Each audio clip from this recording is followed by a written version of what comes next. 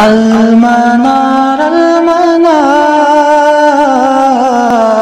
المنار المنار المنار المنار المنار المنار اے امین علم و فن، اے حکمتوں کے انجمن، تجھ پہ نازاں ہے چمن، تجھ پہ نازاں ہے چمن۔ اللهم صل على محمد وعلى آل محمد كما صليت على إبراهيم وعلى آل إبراهيم إنك حميد مجيد. اللهم بارك على محمد وعلى آل محمد كما باركت على إبراهيم وعلى آل إبراهيم إنك حميد مجيد. ثم إن سلم الحديث من المعارضة بمثله. پھر شاہد اور تابع کے بعد جو ہم نے بات کی، پھر اگر حدیث محفوظ رہے اپنے مثل کے ذریعے معارضہ سے، مخالفت سے، فہو المحکم، تو وہ محکم ہے۔ اس پہ گزشتہ ہفتے بات ہوئی۔ وَإِلَّا، اگر معاملہ دوسرا ہو، یعنی اس کے بغیر اگر کوئی دوسری صورت ہو، فَإِنْ أَمْكَنَ الْجَمْعُ، اور اگر ان دو مخالف احادیث کے درمیان جمع ممکن ہو، فَهُوَ مختلف الحدیث، تو وہ مختلف الحدیث ہے۔ وَإِلَّا، اور اگر یہ بھی ممکن نہ ہو، یہ صورت بھی، فَإِنْ عُرِفَ الْمُتَأَخِّرُ فَهُوَ النَّاسِخُ، پس اگر دیر سے آنے والی حدیث روایت پہچانی گئی تو وہ ناسخ ہے۔ وَالْآخَرُ المنسوخ، اور جو دوسرا ہوگا وہ منسوخ ہوگی۔ تو یہاں پر ہمیں یہ چیپٹر المقبول کا چیپٹر ختم ہوتا ہے، لیکن اس سے پہلے ہم نے صفحہ نمبر 28 پر دو جملوں کو چھوڑ دیا ہے، اور وہ انشاءاللہ جب ہم مردود لیں گے تو مردود کے بعد ہم ان دو جملوں کی طرف واپس آئیں گے اور ان کو مکمل کریں گے۔ تو گزشتہ ہفتے ہم نے جو بات کی وہ المحکم و مختلف الحدیث، ان دو کے حوالے سے بات کی ہم نے، اور ہم نے عرض کیا اس وقت کی اصطلاحاً محکم جو ہے وہ حدیث مقبول ہے، مقبول حدیث، ضعیف نہیں ہونی چاہیے، وہ حدیث مقبول ہے جو محفوظ ہو اپنے جیسے حدیث، یعنی مقبول حدیث کی طرف سے کسی معارضہ سے۔ اگر وہ محفوظ ہے تو ہم اس کو محکم کہیں گے، اور مختلف الحدیث کو ہم نے کہا کہ یہ وہ مقبول حدیث ہے جس کا معارضہ ہو، جس کے اختلاف میں، جس سے مختلف ضد میں کوئی حدیث ہو، اور وہ حدیث جو اس کی ضد میں ہو وہ بھی مقبول ہونی چاہیے، لیکن جمع امکان ہونا چاہیے، ان دو کے درمیان جمع ہونے کا امکان ضرور ہونا چاہیے۔ اگر جمع کا امکان ہے تو ہم ان کو جمع کریں گے، لیکن اس حدیث کو ہم مختلف الحدیث کہیں گے۔ تو پھر ہم نے مثال بھی دی، مشہور مثال کہ ان اللہ لا یقبل صلاۃ احدکم اذا احدث حتی یتوضا، کہ مشہور مثال امام ترمذی نے بیان کیا کہ اللہ تعالیٰ کسی کی نماز قبول نہیں کرتا اگر اس کا وضو ٹوٹ جائے، جب تک نہ وہ وضو دہرائے۔ تو ہم نے کہا کہ یہ محکم ہے، کیونکہ آپ کوئی بھی حدیث ایسی نہیں دیکھیں گے جس میں اس کی مخالفت میں بیان کیا گیا ہو۔ پھر ہم نے مختلف الحدیث کی بھی مثال دی، ہم نے کہا وہی لا ادوا ولا طیارہ، کہ نہ تو انفیکشن ہی ہے اور نہ کوئی بدشگنی ہے، یہ امام مسلم نے حدیث بیان کی تھی۔ پھر ہم نے یہ بھی کہا کہ اس کے مخالف معنی میں ایک اور حدیث ہے وَفِرَّ مِنَ الْمَجْزُومِ كَمَا تَفِرُّ مِنَ الْأَسَدِ، کہ بھاگ مجزوم سے، کوڑی سے، جیسا کہ انسان بھاگتا ہے کس سے؟ شیر کو دیکھ کر۔ تو ہم نے ان دو کے درمیان پھر جمع کی صورت بھی بتائی، اور اس پہ ہم نے بات کی، اور ہم نے کہا کہ یہ اصول فقہ میں سے سد الذریعہ کا جو قاعدہ ہے اس پہ ہلکی پھلکی سی ہم نے بات کی، کیونکہ یہ اصول فقہ کا ڈومین ہے کہ سد الذریعہ میں ہم کبھی کبھار ایسی چیزوں کو بھی روکتے ہیں جو اصلاً تو حلال ہوتی ہے لیکن ہمیں روکنا پڑتا ہے۔ کیوں روکنا پڑتا ہے؟ کیونکہ اس دروازے سے کوئی فتنہ، کوئی فساد، کوئی تنگی مسلمانوں میں داخل ہونے والی ہوتی ہے، تو وہ اس پہ ہم نے سیر حاصل گفتگو بھی کی۔ تو اب آگے جائیں گے ہم آج کے موضوع پر۔ آج کا موضوع الناسخ والمنسوخ۔ اگر آپ کتاب کی طرف دیکھیں گے تو اصل میں یہ جڑا ہوا ہے محکم اور مختلف الحدیث کے ساتھ. عبارت کہہ رہی ہے ثم ان سلم الحدیث من المعارضہ، پھر اگر حدیث محفوظ رہے معارضہ سے، بمثلہ ہی اپنے جیسے حدیث کے ذریعے سے معارضہ سے اگر وہ محفوظ رہتی ہے فہو المحکم، تو وہ محکم حدیث ہے. وَإِلَّا اگر یہ صورت نہیں ہے فَإِنْ أَمْكَنَ الْجَمْعُ اگر جمع ممکن ہے فہو مختلف الحدیث، تو وہ مختلف الحدیث ہے. یہاں تک تو ہم نے گزشتہ درس میں سمجھ لیا. اب اس کے بعد وَإِلَّا اگر یہ صورت بھی نہیں بنتی کہ آپ ان کو جمع نہیں کر پا رہے ہیں، تو معاملہ کیا ہے؟ فَإِنْ عُرِفَ الْمُتَأَخِّرُ اگر اب آپ کو پتہ ہے، معلوم ہو جائے کہ متأخر کون ہے، دیر سے بیان کی گئی حدیث کون ہے، اگر یہ چیز معلوم ہوتی ہے فَهُوَ النَّاسِخُ تو وہ دیر والی حدیث جو ہے وہی ناسخ کہلائے گی. وَالْآخَرُ الْمَنْسُوخُ اور جو دوسری حدیث جس کے ساتھ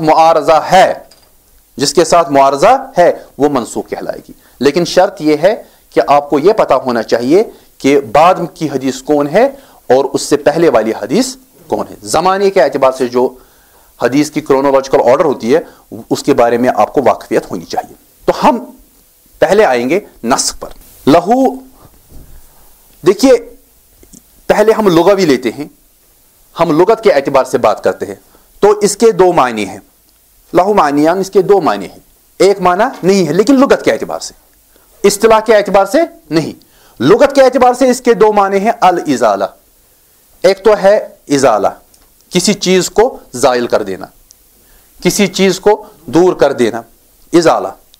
وَمِنْهُ نَسَخَتِ الشَّمْسُ الظِّلَّ اس سے ہے کہ سورج نے بادل کو دور کر دیا، اس کو ختم کر دیا، اس کا ازالہ کر دیا. جب سورج اگتا ہے یا سورج نکلتا ہے تو بادل جو ہوتے ہیں وہ خود بخود زائل ہو جاتے ہیں. تو اس کے لیے بھی ہم لفظ استعمال کرتے ہیں نسخ، کہ سورج نے بادل کا نسخ کیا، یعنی نسخ کی معنی کیا ہے کہ اس کو زائل کیا. یہ ایک معنی ہے. تو اس کو ازالہ کے معنی میں ہم لیں گے. والنقل اور دوسرا ہے نقل کرنا، ٹرانسکرائب کرنا، کاپی کرنا، ایک چیز کو دوسری چیز کی طرف پھیر دینا، اٹھانا، ایک جگہ سے اٹھانا اور دوسری جگہ چھوڑ دینا. تو یہ دوسرا معنی ہے کس کا؟ نسخ کا.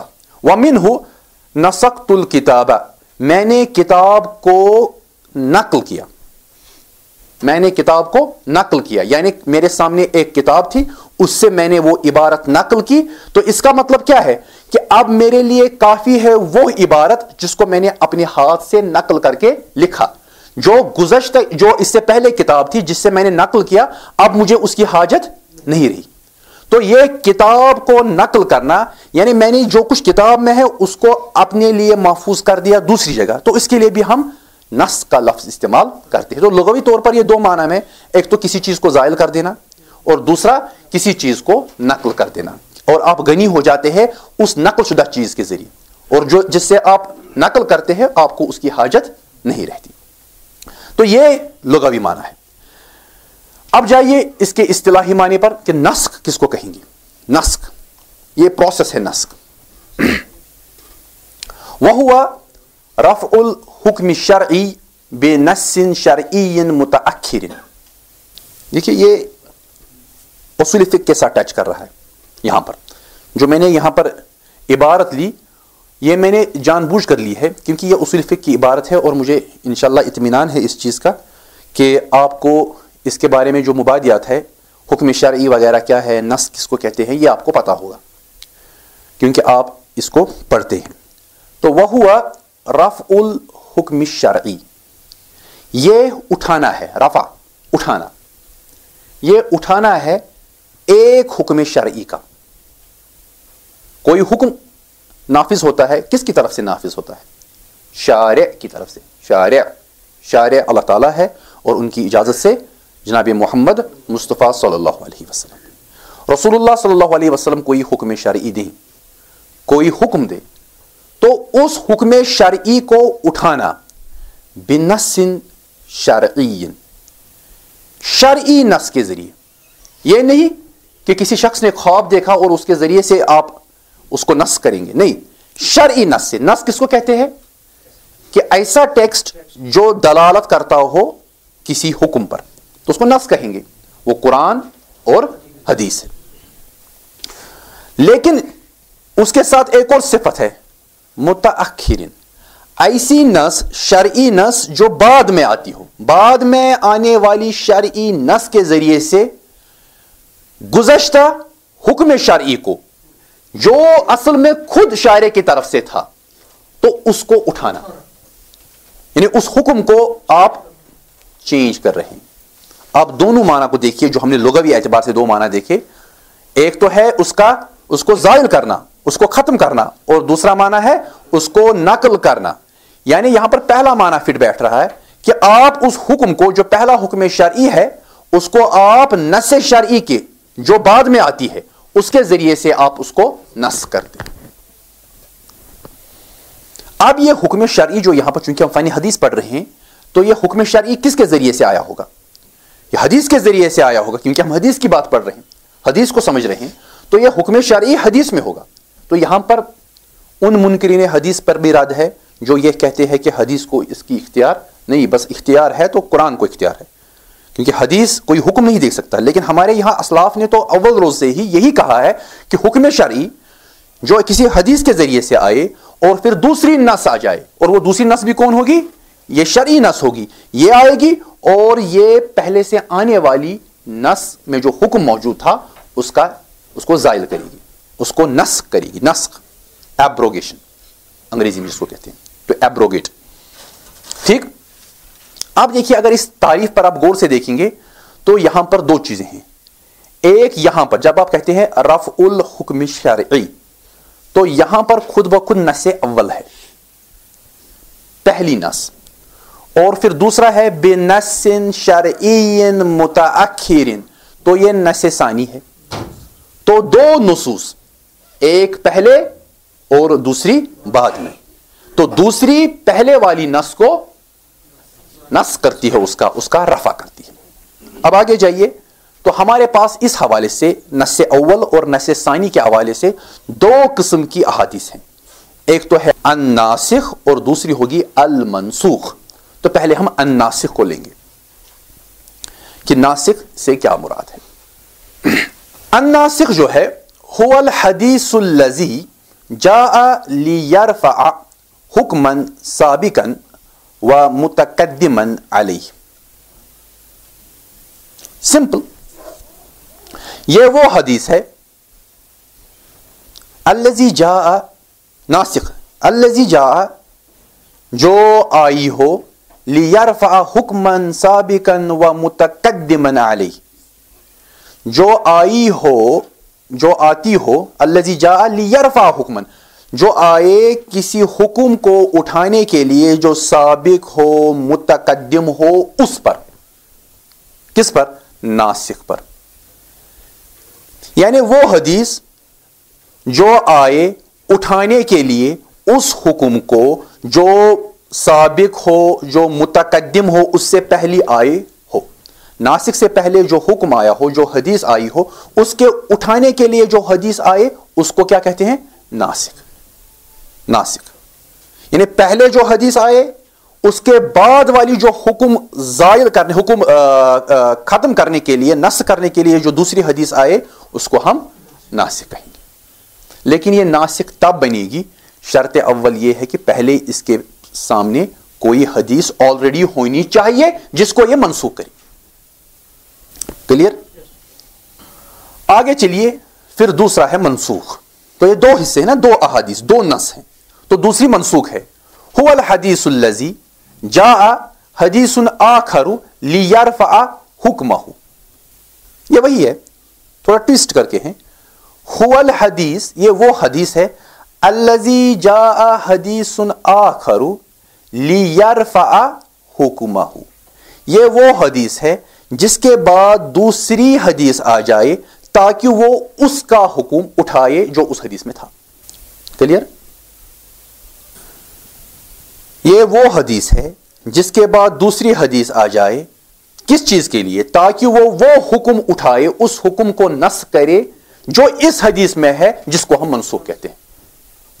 تو ہمارے پاس اب دو ٹیکسٹس ہے، ایک الناسخ اور دوسرا المنسوخ. دونوں ہمارے لیے نص ہے. پہلے کون آئے گا؟ پہلے منسوخ آئے گا پھر ناسخ آئے گا. منسوخ وہ ہے جس کے بعد دوسری حدیث آ جائے اس غرض سے کہ وہ حکم جو منسوخ میں ہے اس کو اٹھانا ہے. ٹھیک. دوسری بات، اب ناسخ کون ہے؟ ناسخ وہ حدیث ہے جو کسی ایک حدیث کے بعد آ جائے اس غرض سے کہ جو پہلی میں حکم تھا اس کو اٹھائے. تو یہ ایک پیئر ہے. آپ ایک حدیث کو لائیں گے اور کہیں گے کہ یہی دونوں چیزیں ہیں، تو یہ ممکن نہیں ہے. دو الگ الگ. تو ناسخ منسوخ قرآن میں بھی ہے، ناسخ منسوخ حدیث میں بھی ہے. اصل میں حدیث اسلام جو ہے، اسلام ایک ساتھ الٹپ آسمان سے تو نہیں آیا کہ رسول اللہ صلی اللہ علیہ وسلم کے سرحانے پہ اللہ تعالیٰ نے کتاب رکھ دی اور کہا جی یہ شریعت ہے آپ نافذ کر دیجیے. نہیں، یہ باضابطہ ایک تاریخ میں ایک زمان و مقام میں نازل ہوئی اور یہ سلسلہ وار. تو اللہ تعالیٰ کو پہلے ہی پتا تھا کہ اسلام کی تکمیل کہاں ہوگی، لیکن ایک طریقہ ہے کہ انسانوں کی دنیا میں اس کو عملاً کس طرح نافذ کیا جائے. تو مختلف طریقے، مختلف اوقات میں مختلف چیزوں کی اور مختلف حکموں کی حاجت رہی تاکہ اسلام کو آسانی کے ساتھ سلسلہ وار مکمل کیا جائے. کیونکہ اللہ تعالیٰ نے کسی فرشتے کو نہیں بھیجا تھا اس کی تکمیل کے لیے. یہ ایک انسان تھا اور وہ انسانوں کے درمیان رہ رہا تھا، اس لیے تمام انسانی تقاضے زیر نظر رہیں گے. یہاں پر یہ غلطی نہ ہو کہ آپ اللہ تعالیٰ کو زیر نظر رکھ کر ناسخ منسوخ سمجھیں. پھر تو یہ سوال پیدا ہوگا کہ کیا اللہ تعالیٰ کو نعوذ باللہ پہلے پتا نہیں تھا؟ پہلے یہ حکم پھر حکم چینج کیا؟ نہیں، یہ آپ انسان کو زیر نظر رکھیے. جناب محمد مصطفیٰ صلی اللہ علیہ وسلم جو کہ اعلیٰ مرتبے کے انسان تھے، ان کو زیر نظر رکھ کر، اور جس سوسائٹی میں وہ تھے وہاں ابو جہل بھی تھا اور وہاں پر حضرت ابو بکر صدیق رضی اللہ تعالیٰ عنہ بھی تھے اور پھر دوسرے پلز اینڈ پریشرز بھی تھے. تو ان چیزوں، اس سوسائٹی کو زیر نظر رکھ کر آپ پھر اس چیز کو سمجھنے کی کوشش کیجیے. تو ناسخ اور منسوخ کی بنیادی تعریف ہم نے کی. اب ایگزامپلز بھی اس میں آئیں گی اور ساتھ میں یہ بھی آئے گا کہ اس کو سمجھا کس طرح جائے گا. تو دونوں چیزیں ایک ساتھ جائیں گی. بما یعرف الناسخ من المنسوخ، کس چیز سے؟ بما ہے اصل میں یہ، تو ہم بما پڑھتے ہیں اس کو. بما یعرف، کس چیز سے پہچانا جائے گا؟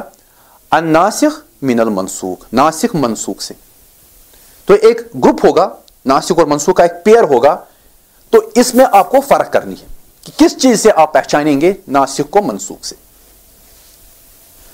یعرف الناسخ الحدیث من منسوخہ بأحد هذه الامور، پہچانا جاتا ہے ناسخ الحدیث اپنے منسوخ سے ان امور میں سے کسی ایک کے ذریعے. تو یہ امور جو ہیں یہ اہم ہے. تو پہلی چیز کیا ہے اس میں؟ بالتصریح رسول اللہ صلی اللہ علیہ وسلم، کہ رسول اللہ صلی اللہ علیہ وسلم خود وضاحت فرمائیں. اگر رسول اللہ صلی اللہ علیہ وسلم وضاحت فرمائیں گے تو بذات خود دلالت ہوگی کہ ایک ناسخ ہے اور دوسرا منسوخ. کا حدیث برائدہ فی صحیح مسلم، جیسے کہ حدیث برائدہ، یہ طریقہ ہے حدیث کی طرف ریفرنس دینے کا کہ اصل سند میں جو راوی ہوگا اس کی طرف ہم حدیث کا نام منسوب کرتے ہیں. مثلا حدیث برائدہ یعنی برائدہ کی حدیث. تو برائدہ کی حدیث جو صحیح مسلم میں ہے وہ مشہور ہے، جس میں خود رسول اللہ صلی اللہ علیہ وسلم اس چیز کی تصریح کرتے ہیں کہ ایک ناسخ ہے اور دوسرا منسوخ ہے. رسول اللہ صلی اللہ علیہ وسلم بیان فرماتے ہیں کنت نہیتکم عن زیارت القبور فزوروها، کہ میں نے آپ کو منع کیا تھا کس چیز سے؟ قبروں کی زیارت سے. فزوروها، پس اب آپ اس کی زیارت کیجیے. دیکھیے خود رسول اللہ صلی اللہ علیہ وسلم بیان فرمائیں کہ میں نے آپ کو منع کیا تھا. اس کا مطلب یہ ہے کہ ایک متن ایسا بھی ہے جس میں لکھا ہوگا کہ قبروں کی مکمل مطلق زیارت مت کرو، کیونکہ دوسرا متن رسول اللہ صلی اللہ علیہ وسلم خود وضاحت کر رہے ہیں کہ میں نے آپ کو منع کیا تھا، اب اجازت ہے.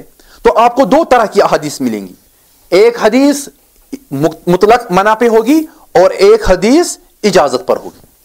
تو آپ اس وقت کنفیوز ہو جائیں گے. دو کے درمیان تو جمع ممکن نہیں ہے، لیکن آپ کے یہاں یہ سمپل اشارہ اللہ صلی اللہ علیہ وسلم کی طرف سے کہ ایسی حدیث ہوگی. جب مکمل منع تھا، لیکن اب اجازت دی رسول اللہ صلی اللہ علیہ وسلم نے، تو یہ حدیث جو ہے یہ ناسخ ہے اس حدیث کے جس میں رسول اللہ صلی اللہ علیہ وسلم نے پہلے اجازت دی تھی، تو وہ منسوخ ہے۔ تو خود رسول اللہ صلی اللہ علیہ وسلم نے وضاحت کی۔ ٹھیک، تو آگے جائیے، بقول الصحابی، صحابی کا قول وہ بیان کرے کہ پہلے ایسا تھا اور پھر بعد میں ایسا ہوا۔ کقول جابر ابن عبداللہ رضی اللہ عنہ، جیسے کہ جابر ابن عبداللہ رضی اللہ تعالی عنہ کی حدیث ہے، انہوں نے بیان فرمایا کان آخر الامرین من رسول اللہ صلی اللہ علیہ وسلم ترک الوضوء مما مست النار۔ اس کو ابو داود نے بیان کیا ہے کہ کان آخر الامرین من رسول اللہ صلی اللہ علیہ وسلم، رسول اللہ صلی اللہ علیہ وسلم کی طرف سے دو معاملوں میں سے آخری معاملہ یہ تھا، کیا معاملہ تھا؟ کہ ترک الوضوء، وہ وضو نہیں کرتے تھے، مما مست النار، اس چیز کو کھانے کے بعد جس کو آگ نے چھوا ہوتا، یعنی جو آگ پہ پکی ہوتی، جو چیز آگ پہ پکتی تھی رسول اللہ صلی اللہ علیہ وسلم اس کے استعمال کے بعد پہلے وضو فرماتے تھے۔ لیکن بعد میں جابر بیان کرتے ہیں کہ بعد میں وہ وضو نہیں کیا کرتے تھے۔ تو پہلا حکم وضو کرنے کا، جو چیز آگ پہ پکی ہو اس کے استعمال کے بعد وضو کرنے کا جو حکم تھا وہ منسوخ ٹھہرا، اور دوسرا جس میں آپ دیکھیں کہ رسول اللہ صلی اللہ علیہ وسلم یہ چیزیں استعمال کرتے ہیں وہ ناسخ ٹھہرا۔ تو ناسخ پہ عمل ہوگا اور منسوخ کو چھوڑ دیا جائے گا، کیونکہ وضاحت کس کی ہے؟ جابر جو کہ صحابی ہے رضی اللہ تعالی۔ اب اس کے بعد تاریخ کے معرفت سے، بمعرفت التاریخ، تاریخ ڈیٹس، جب آپ کو تاریخ پتا ہو، ہسٹری پتا ہو تو معاملہ کلیئر ہو جائے گا۔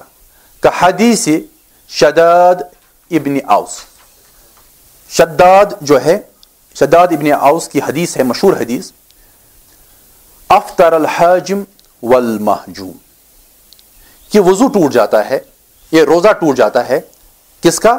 حاجم کا بھی اور محجوم کا بھی۔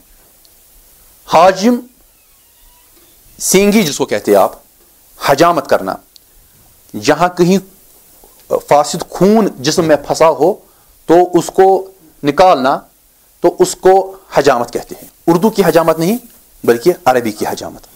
تو اس کو نکالنے کے کئی طریقے تھے۔ ایک تو طریقہ یہ ہے کہ جس طرح ہم دیکھتے ہیں کہ وہ کیڑوں کا استعمال کیا جاتا ہے، لیچ وغیرہ، لیچی کہتے ہیں نا اس کو، تو اس کا استعمال کیا جاتا ہے۔ اور دوسرا طریقہ یہ ہے کہ آپ اس میں نستر لگا دیں، اس میں چھید کر دیں، پھر اس کو چوسا جائے، چوسنا منہ سے، تو یہ بھی ایک طریقہ ہے، یا آپ اس کو دبا کر نکالیں۔ تو پہلے کیا تھا کہ جب ہی کوئی صائم، روزے دار یہ حجامت کرتا تو دونوں، جو حجامت کرتا وہ بھی اور جس کی حجامت بنائی جائے وہ بھی، دونوں کا روزہ ٹوٹتا تھا۔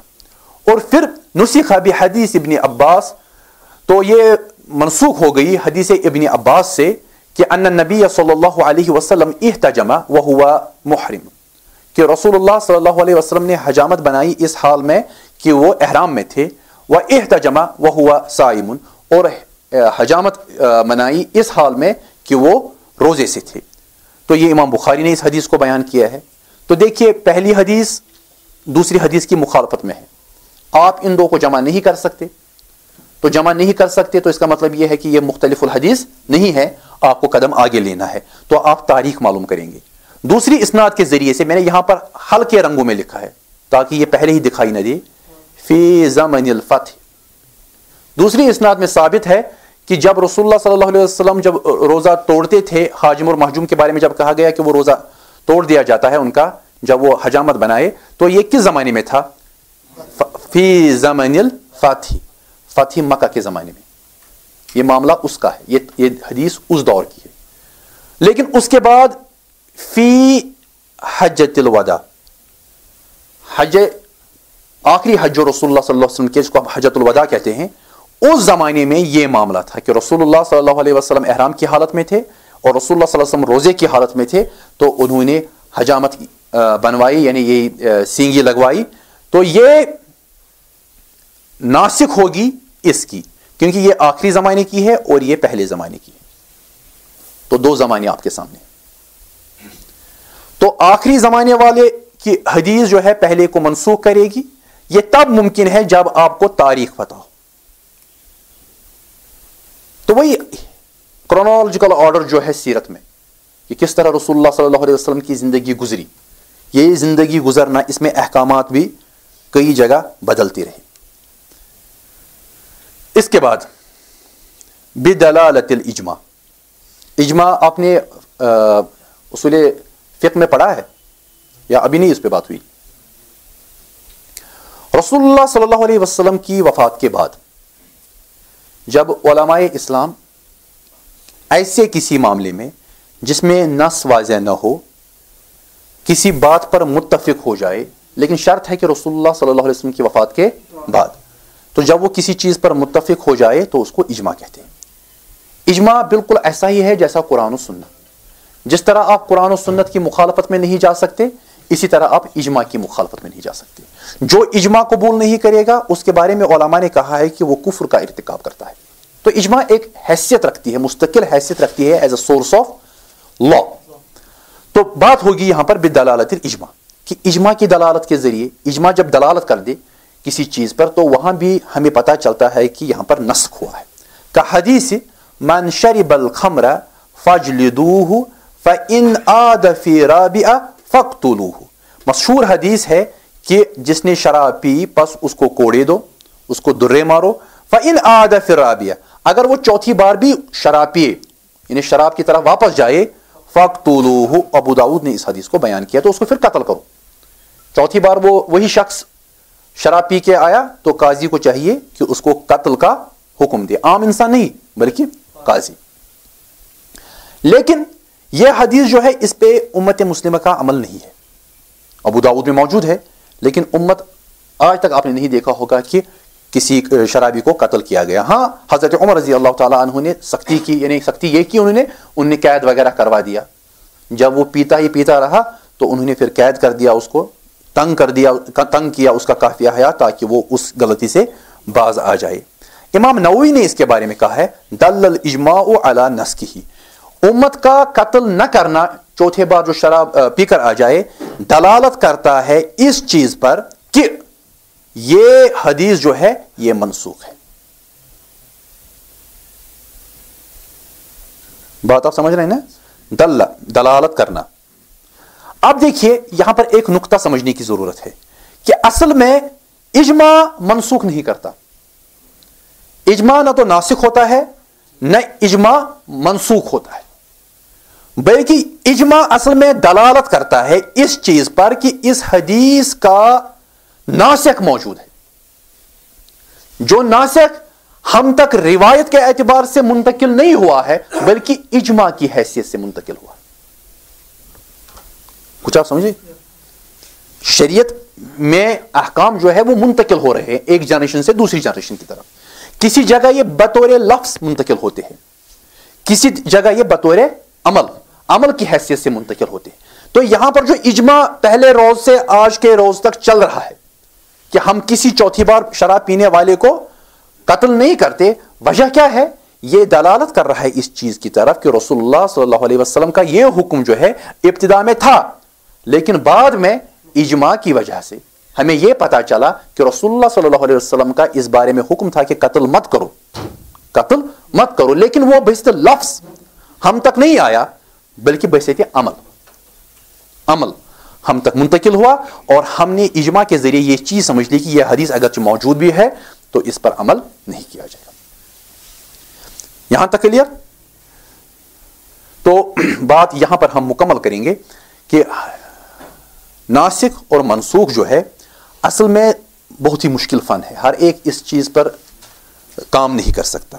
لیکن کچھ کتابیں اس میں ہیں جو آپ کی رہنمائی کر سکتی ہے. الناسخ والمنسوخ کے نام سے کتاب ہی ہے حضرت امام احمد بن حنبل کی، جو دلالت کرتی ہے، جس میں آپ کو یہ چیزیں ملے گی کس طرح حدیث کو ناسخ سمجھا جاتا ہے اور منسوخ. امام شافعی کے بارے میں رحمہ اللہ کلیئر ہے کہ ان کے ہاتھ میں یہ علم جو ہے ناسخ منسوخ کا بہت ہی آسان تھا. جب بھی ان کے پاس ایسی کوئی حدیث آتی جہاں پر آپ کو اختلافی صورت نظر آتی تو وہ باضابطہ اس پہ یا تو جمع کر دیتے اور مختلف الحدیث بن جاتی. اگر جمع نہیں کرتے تو وضاحتاً بتاتے تھے کہ اس حدیث کی فلاں حدیث ناسخ ہے یا یہ حدیث منسوخ ہے اور فلاں حدیث ناسخ ہے. تو اس عمل کو ہم نسخ کہتے ہیں. کیا کہتے ہیں؟ نون سین خا ساکن الاوسط، نسخ اس عمل کو کہتے ہیں. اس میں دو پارٹنرز ہوتے ہیں اس عمل میں، ایک منسوخ ہوتا ہے اور دوسرا ناسخ ہوتا ہے. تو اس کی مختلف ایگزامپلز میں نے دے دی. اب کچھ محدثین نے کہا ہے کہ حدیثوں میں قرینے ہوتے ہیں جو دلالت کرتے ہیں کسی چیز کے، کسی دوسری نص کے منسوخ ہونے پر. تو انہوں نے اس کی ایگزامپل میں ایک حدیث دی ہے کہ ان اللہ قد آتا کل ذی حق حقہ فلا وصیۃ لوارث، کہ رسول اللہ صلی اللہ علیہ وسلم نے اعلان فرمایا کہ ان اللہ قد آتا کل ذی حق حقہ، کہ اللہ تعالیٰ نے ہر ایک حق والے کو اس کا حق دے دیا. فلا وصیۃ لوارث، اب وارث کی وصیت نہیں ہے. دیکھیے اس میں کہیں بھی کچھ نہیں لکھا ہے کہ پہلے کیا تھا بعد میں کیا ہے. کہیں لکھا ہے کہ پہلے میں نے آپ کو کہا تھا کہ آپ وصیت کیجئے، اب میں کہہ رہا ہوں کہ نہیں کیجئے. اس میں صرف قرینہ ہے. قرینہ یعنی اس میں صرف اشارہ ہے جو دلالت کرتا ہے اس چیز پر. کیسے؟ کیونکہ پہلے قرآن کریم کی روح سے یوصیکم اللہ احد، جو آیت ہے حضرت امام سورہ نساء کی آیت جو ہے، یوصیکم اللہ فی اولادکم للذکر مثل حظ الانثیین، کہ میں آپ کو حکم دیتا ہوں آپ کی اولاد کے بارے میں کہ مرد کا دگنا ہوگا اور خاتون کا آدھا، یعنی لڑکوں کے 2 حصے ہوں گے اور لڑکیوں کا 1 حصہ ہوگا. اس سے پہلے حکم یہ تھا، جب شریعت میں قانون وراثت نہیں تھا، اس سے پہلے یہ حکم تھا کہ آدمی وصیت کرتا تھا. وصیت اس حکم کو کہتے ہیں جو مرنے والا اپنی ڈیتھ بیڈ پر مرنے سے پہلے کہہ دے کہ میں جی میرے بعد اس طرح ہونا چاہیے. تو پہلے یہی وصیت تھی، اور وصیت کے ذریعے سے یہ چیزیں تقسیم ہوتی تھی. اور اس کے بارے میں تو قرآن سورہ بقرہ میں بیان کیا گیا ہے، حقاً علی المتقین، یہ تو متقین پر اللہ تعالیٰ کا حق ہے کہ ان کو کرنا ہے، ان کو وصیت کرنی ہے. لیکن بعد میں رسول اللہ صلی اللہ علیہ وسلم پر وحی نازل ہوئی سورہ نساء میں، اور وحی کیا تھی؟ یہی یوصیکم اللہ فی اولادکم، اللہ تعالیٰ آپ کو حکم دیتا ہے، وصیت کرتا ہے آپ کے اولاد کے بارے میں. تو پوری 11 12 13 یہ جو آیات ہیں یہ فن میراث جو ہمارا ہے، علم میراث، اس پہ دلالت کرتی ہے. اب دیکھیے نہ تو ناسخ ہے نہ منسوخ ہے، کہیں نہیں لکھا گیا ہے اس آیت میں کہ کرنا کیا ہے. اب حدیث ہے. حدیث کیا ہے؟ ان اللہ قد آتا کل ذی حق حقہ، اللہ تعالیٰ نے بتحقیق عطا کیا ہر ایک حق والے کو اپنا حق. تو یہ اشارہ ہے اس چیز کی طرف کہ یہ حدیث جب رسول اللہ صلی اللہ علیہ وسلم نے بیان کی ہوگی اس وقت سورہ نساء کی آیات وراثت جو ہیں وہ نازل ہوئی ہوں گی. تو یہ قرینہ ہے. بات آپ سمجھ رہے ہیں نا؟ پھر اس کے بعد ہے فلا وصیۃ لوارث، کہ اب کسی بھی قسم کی وصیت نہیں ہوگی کس کے بارے میں؟ وارث. اور وارث کس نے قرار دیا؟ اب اللہ تعالیٰ نے سورہ نساء میں. تو اس سے پہلے جو ماں باپ کے حق میں وصیت ہوتی تھی اب اس کی اجازت نہیں ہے. تو یہ حدیث اشارہ دے رہی ہے وہ آیت جو سورہ بقرہ میں وصیت کے بارے میں تھی اب وہ منسوخ ہو چکی ہے. چونکہ اس کا ڈائریکٹلی تعلق حدیث کو منسوخ کرنے سے نہیں تھا، اس لیے میں نے اس کو اس میں جمع نہیں کیا، بلکہ اب میں آپ کو بس یہ اضافی یہاں پر اطلاع دے رہا ہوں کہ یہ حدیث اشارہ دیتی ہے. کبھی کبھار حدیث میں صرف اشارہ ہوگا کہ دوسری کوئی نص جو ہے وہ منسوخ ہو چکی ہے. تو یہاں پر ہم بات مکمل کریں گے. آپ کتاب کی طرف واپس جائیے. ہمارا چیپٹر مکمل ہو رہا ہے. ثم ان سلم الحدیث من المعارضہ بمثلہ فهو المحکم والا فان امکن الجمع فهو مختلف الحدیث والا فان عرف المتأخر فهو الناسخ. اگر یہ صورت نہ ہو اور جانی جائے کہ بعد میں آنے والی حدیث کون ہے، فهو الناسخ، تو وہ کیا ہے؟ وہ ناسخ ہے. والآخر المنسوخ، تو دوسری کیا ہوگی؟ وہ منسوخ ہوگی. دیکھیے ہم نے اس سے پہلے خبر پڑھا تھا، پھر مقبول میں ہم نے پہلے تو اصل جو ہمارا سٹینڈرڈ ہے وہ ہم نے ڈسکس کیا کہ کون کون سی حدیث میں کون کون سی شرائط ہیں جس کے ذریعے سے حدیث کو ہم صحیح مانتے ہیں. پھر ہم نے اس کے بعد حسن پہ بات کی کہ کس شرط میں کمی آ جائے تو اس سے حدیث حسن بن جاتی ہے. پھر ہم نے اس کے بعد بات کی کہ راجہ کون سی ہوتی ہے, یعنی ہم نے بات کی محفوظ کی, ہم نے بات کی شاذ کی. تو شاذ اور محفوظ میں ایک راجہ اور دوسری مرجوح ہوتی ہے. پھر ہم نے بات کی معروف پر, یعنی ایک منکر اور دوسری ضعیف کے جب آپس میں اختلاف ہو جائے تو ہم نے کہا کہ ایک معروف ہے اور دوسری منکر ہے. پھر ہم نے کہا کہ فرد نسبی میں سے اگر گمان ہو جائے کہ اس کی دوسری نہیں ہے لیکن ہم اس کی دوسری کو ڈھونڈے, دوسری سند کو, تو اس کو ہم نے اعتبار کہا, اس میں ایک شاہد ہوگا, ایک متابع ہوگی. تو یہ ہم نے بات کی. پھر اس کے بعد ہم نے کہا کہ شاہد اور متابع اگر دو سندیں آ جائیں, دو حدیثیں آ جائیں, تو ایک دوسرے کے ساتھ معارضہ کر رہی ہے, تو ایک جو معارضہ کر رہی ہے اگر وہ محفوظ, اگر معارضہ نہیں ہے تو وہ محکم ہے, اگر محفوظ رہی, اگر معارضہ سے محفوظ نہیں ہے تو دو کے درمیان جمع ممکن ہے, تو ایک مختلف ہوگی, ایک کو مختلف کہا جائے گا, مختلف الحدیث. اور اگر جمع ممکن نہیں ہے تو ہمیں دیکھنا ہوگا تاریخ کے اعتبار سے کہ ایک ناسخ ہو اور دوسری منسوخ ہو. تو یہاں پر ہمارا مقبول کا چیپٹر مکمل ہوتا ہے.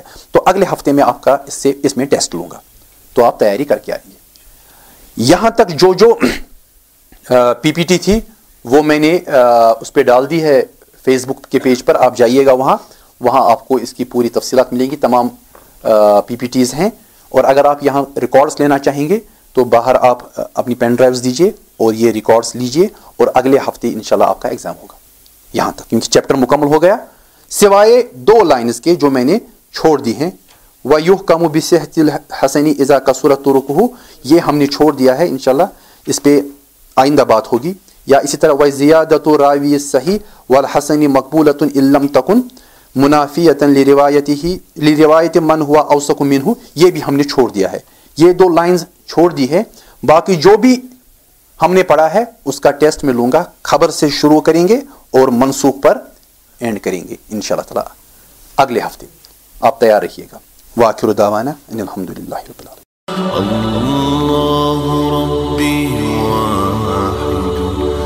وأنا بذلك أشهد لا مبدئي وأصول بالرغم ممن يجحد وشهادتي